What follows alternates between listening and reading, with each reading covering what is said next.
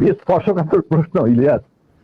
নিজের বাদ্য নিজে বাজানো অনেক সময় ঠিক হয় না, কিন্তু তুমি যখন প্রশ্ন করেই বসলে, আমি একজন আমি আমি এই জন্যই বললাম যে আপনার নিজের ঢোল আপনি যেটা মানে বাজানোর কথা বলছেন, আপনি তো বাজান নাই, 50 বছর চুপ ছিলেন।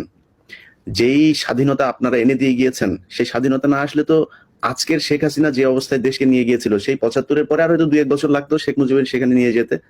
তো আমাদেরকে যে উদ্ধার করে দিয়ে গিয়েছেন, এই কৃতজ্ঞতা বোধটা বাঙালি জাতির নেই, যে কারণে আজকে মেজর শরীফুল হক ডালিম বাংলাদেশের মাটিতে নেই।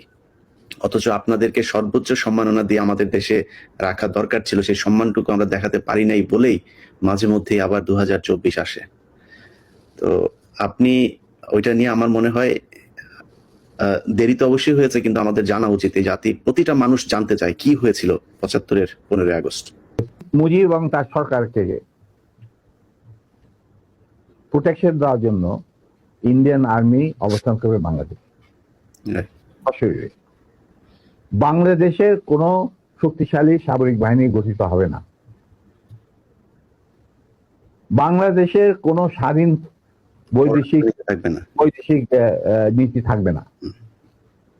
বাংলাদেশের শাসন ব্যবস্থা, আমলাতন্ত্র, শিক্ষা ব্যবস্থা, স্বাস্থ্য ব্যবস্থা, শিল্প ব্যবস্থা, কৃষি ব্যবস্থা সবকিছুই চলবে ভারতীয় বিশেষজ্ঞদের ইচ্ছা মতো। তারা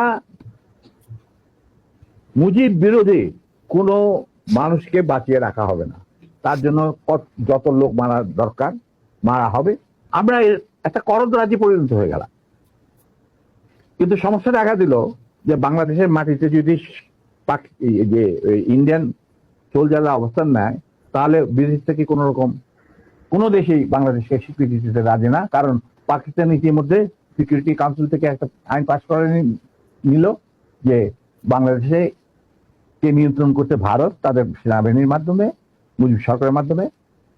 অতএব এটা একটা ডিসপিউটেড টেরিটরি, এটা একটা স্বাধীন দেশ নয়। তাই আপনারা স্বাধীন কিভাবে রিকগনাইজ করবেন মুজিবের সরকারকে? ইন্ডিয়ান সরকার ডিসাইড করলো যে ঠিক আছে, আমাদের সোলজার আমরা ফেরত নিয়ে আসবো, তার পরিবর্তে আমরা জাতীয় রক্ষী বাহিনী বানিয়ে, তাই করা হলো। তো যে কাজটা ইন্ডিয়ান আর্মি করছিল সেটা পরে জাতীয় রক্ষী বাহিনী করলো।